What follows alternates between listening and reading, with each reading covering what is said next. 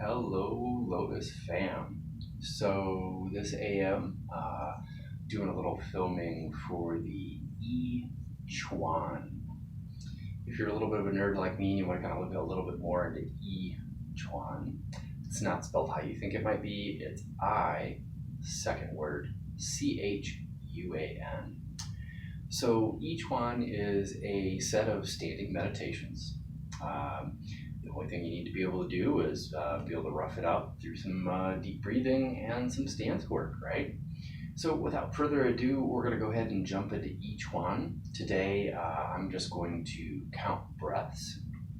However, if counting breaths is a little too distracting for you and you want to get a little deeper into the meditation, maybe find a nice little video on YouTube or somewhere that has a gentle bell or maybe a Tibetan bowl that rings off at about the 1 minute mark is a great place for beginners to start.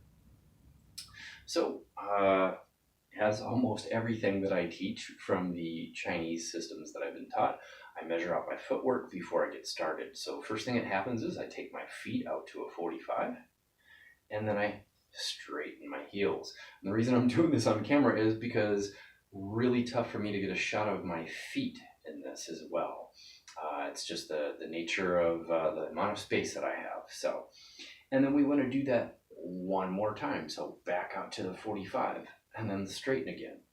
Okay, this puts us roughly at shoulder distance, away from shoulder distance space between the feet. Sorry. So to begin, we're going to bring the arms down by the sides. Palms are facing away.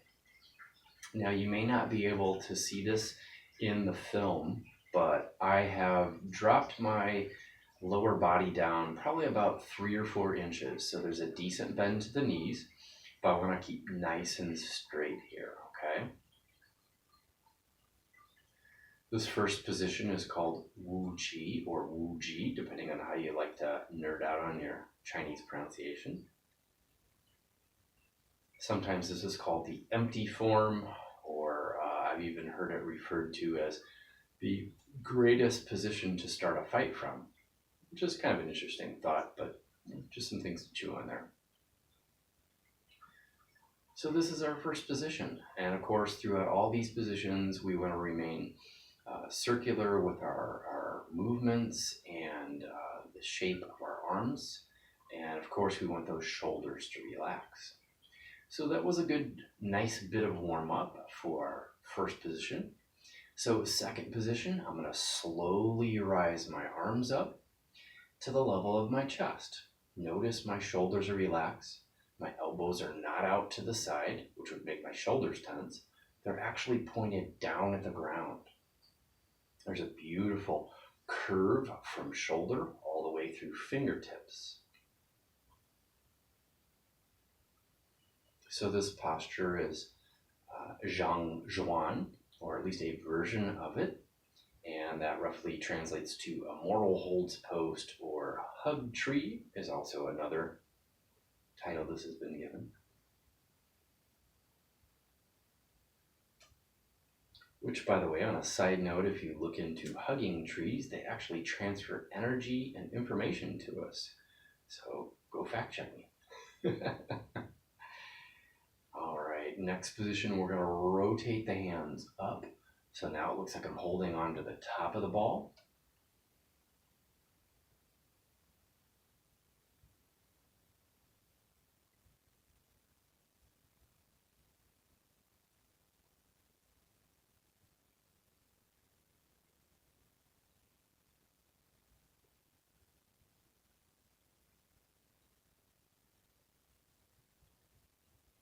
Then I'm going to rotate my arms down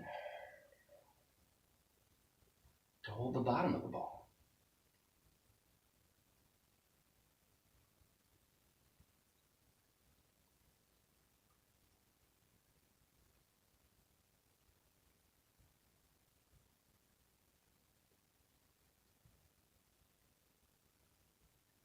You want to let the weight sink into the heels.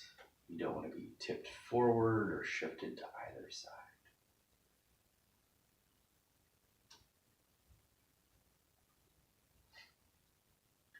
All right, next position, we're going to point the hands at the lower dantian.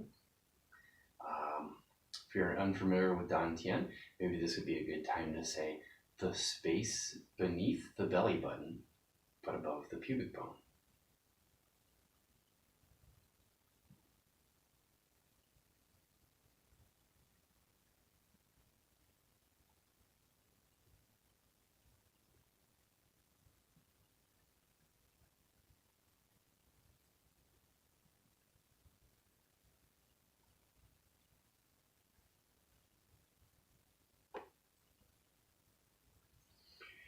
Turn the palms to face up, and then we're going to rotate the lower arms all the way over until the palms are facing down toward the ground. But you might notice my arms that are a little bit more of a 45-degree angle. And not to say that you have any shoulder tension going on, but it's always good to check in after we move from posture to posture to make sure there's no tension in the shoulders. While I'm still doing a little bit of blabbing, some of the benefits of this practice are obviously any of the benefits that you can get from meditation. You are learning how to ground. You are also building up tendon and muscular strength as well. From here, we bring the hands in toward the heart, and then we push them back out. Elbows are still pointed roughly at the ground, shoulders are nice and relaxed, and my hands should be roughly right in front of the center of my chest.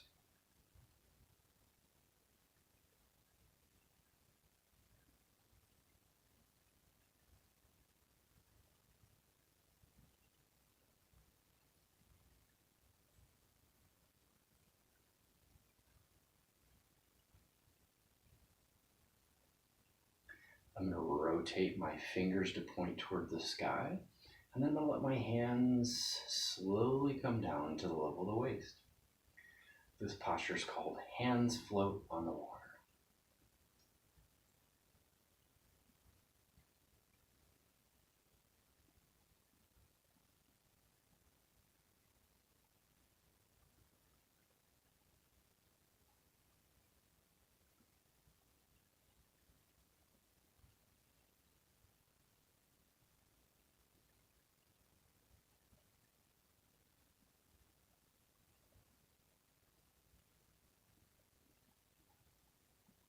Beautiful. From here, we're going to do the cleansing posture.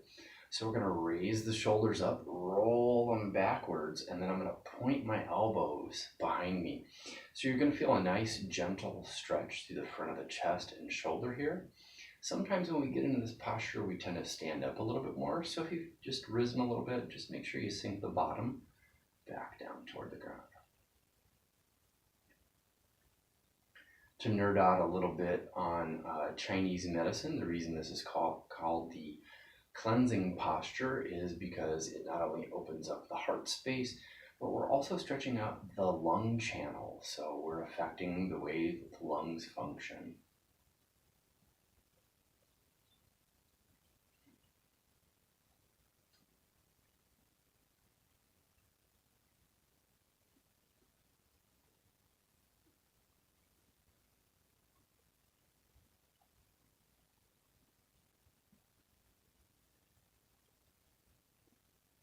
We'll slowly rotate the arms backwards until the hands are sitting on the low back space.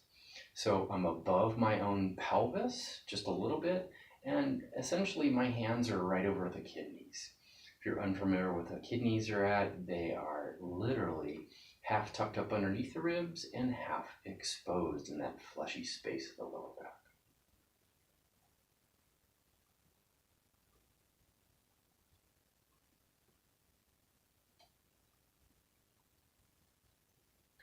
A little reminder, no leaning forward, no matter what your legs are telling you, try to make sure you're not rising back up, make sure you're sunk down into your posture.